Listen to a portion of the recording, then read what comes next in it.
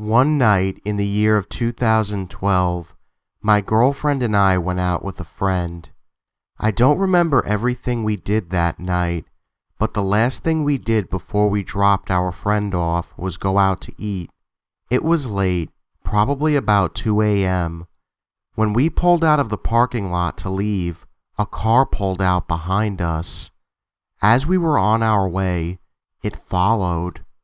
We were in a busy part of town, so we didn't think much about it. However, my girlfriend is cautious about things like that, so instead of going the most common route to drop our friend off at her car, she decided to cut through. It's mostly a woodsy area, but there are several houses spread out, and in one spot there are some business-type buildings. We almost never see anyone driving there, especially at night. Well, when we turned, so did the car behind us. No big deal, maybe they live on one of these roads. Every turn we made, the car made. It was starting to weird me out. Luckily, our friend was still oblivious. I'll break here to say my girlfriend is a speed demon. She drives like a bat out of hell. She started slowly picking up speed and the car did too. Finally, she said, "Fuck this," and she floored it. I don't remember how fast we were going. I just know it was faster than how she usually drives. This car is still doing its best to keep up with us, even when we go down the road with the business buildings instead of the one with the houses. The car still follows us. By now, our friend realizes what's going on and she's freaking out in the back seat. We finally get back to the main road and we don't see the car anymore. We get to my friend's work parking lot where she left her car, and we were sitting there for a few minutes trying to get her to calm down so she can drive home. The same damn car pulls into the parking lot with us. We sit there for a few minutes just trying to figure out what these guys are pulling. About a minute later, another car pulls in and parks right across from the other car. The guys in both cars get out and are standing there staring at us. My girlfriend started the car again and they got into the first car that pulled in. As we pulled out of the parking lot, I made sure I got a good look at their faces so I'd know them. We go across the street to a diner we frequented. It was the only place open on that side of town at the time of night, and I've always been told to go where there are people. We were also hoping our favorite waitress would be there to tell her about this weirdness. She wasn't there, so the three of us headed to the bathroom. Between waiting in line and talking, it took us about 10 minutes. When we walk out the doors that sectioned off the bathrooms from the rest of the diner, they were sitting in the booth directly across from the doors and they were staring.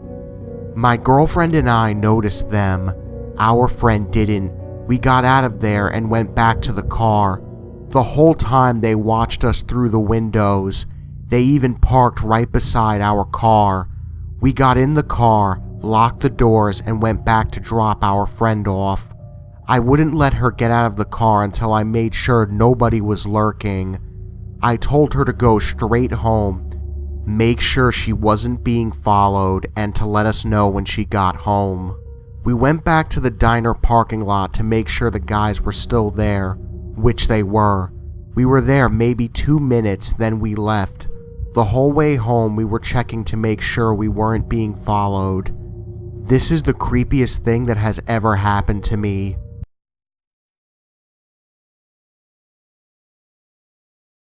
I was in my second trimester of my pregnancy, and my husband Tom and I were on our 2 a.m. craving trip to Walmart. When we got there, everything seemed normal. My husband walked over to the movie section while I rushed to get my snacks, Pringles and chocolate pudding. As I was walking down the chip aisle, a man walked up to me. He was in his mid to late 30s, tall, and wore a leather jacket. He looked me up and down with an almost sinister smile and asked how far along I was. I was cranky, hormonal, and slightly creeped out, so I told him it was rude to assume a woman was pregnant because of the size of her stomach. Also, my pregnancy was none of his business. I shouldn't have done that. He seemed annoyed and walked away. I grabbed my things and went to meet up with Tom. The man kept showing up and just stared at me from the end of each aisle. I started to feel really uneasy and whispered about the man to Tom. He brushed it off and said, "I'm sure he's just mad that you called him out." We went to check out and I looked around. The man was in the next lane over with a single pack of gum. We walked outside and loaded the food into the car.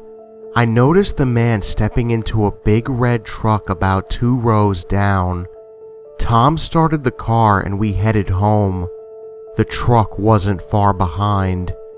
I told Tom I thought he was following us. Without warning, Tom made a hard left. The truck followed. Hard right. The truck was still behind us. I started to freak out. We kept driving in zigzags with the truck following each time. Finally, my husband pulled into a gas station. The guy pulled in as well and put his truck into park. He started to get out of the car. We waited until he was walking up to my window. He was about 5 feet away when Tom suddenly took off. We went down several roads to make sure we lost the guy and finally went home. I was so thankful for Tom for keeping a clear head and coming up with a good plan to get away from that creep. He's my hero. To the creepy truck guy, let's not meet again. Ever.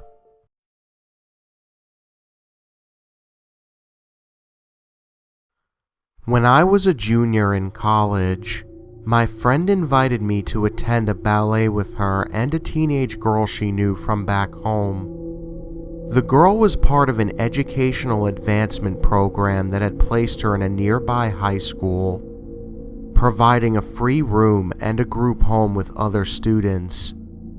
All of her housemates had gone home for fall break, so my friend thought it would be nice to take her out for a girls' night. It was about midnight when we got back from the ballet. Since we were in possession of a 16-year-old overdue for curfew, it seemed important to get her home as quickly as possible. The girl's house was fairly close to a student shuttle stop on the far end of the campus, so we figured we'd walk her home before doubling back. While moving up a footpath that leads into town, we realized her house was backed up to the arboretum on the edge of campus. Rather than walk all the way around, we decided to cross the arboretum. We didn't have flashlights, but my friend's iPhone flashlight could serve in a pinch. The stretch of woods was sandwiched between the brightly lit windows of our dorms and those of the houses across the way. Several minutes into our hike, we lost sight of the footpath and the dorms. It was much darker now, and my friend was less certain we were walking the right way. So we stopped walking to check our location. As we were all huddled, motionless around my friend's phone, we heard a twig crack behind us. We turned around to find a young woman, presumably a student, standing a few yards away. Her hoodie was pulled up over her head, obscuring most of her face. She seemed enormous, but given that I am 5'3" and was with 2 ballet dancers, the threshold for enormity was low. She was silent for a moment, then asked us where we were going. "We're heading into town," my friend answered. "What do you need in town?" "We were taking her home." My friend pointed to the teenage girl. "Where does she live?" "Not too far. Where are you going?" "Do you know how to get there?" She started to walk closer to us. The teenage girl grabbed a fistful of my coat and inched closer to me. "Yeah, we figured it out. Are you going towards campus or into town?" "Which way is it? Her house?" She was now within a few feet, Her approach had slowed but not yet stopped. My friend quickly blurted out, "Just this way, good night." She was bluffing, but any direction away from this student seemed like the right direction, so we went along.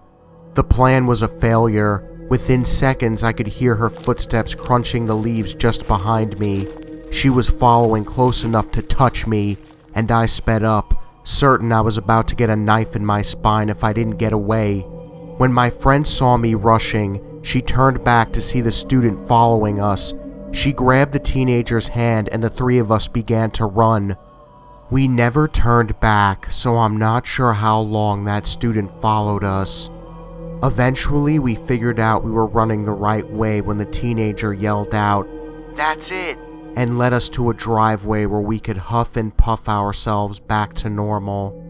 The girl's program advisor was home, waiting up for her missing ward, and made us each a cup of tea while we waited for the campus police to drive out and escort me and my friend back to our dorms. Once safely in the back seat of a college security vehicle, we told the officer why we wanted a ride instead of walking back. He said this was the third time this semester they had picked up students running scared from the woods after encountering a strange girl in a hoodie. They had dispatched officers to look into it before, but they never found anyone. He figured it was a student on a stroll from the dorms and we had nothing to worry about. As soon as we got out of the car, my friend got a text from the teenager. She was certain she'd seen the student outside her window, but when the program advisor went out to investigate, no one was there.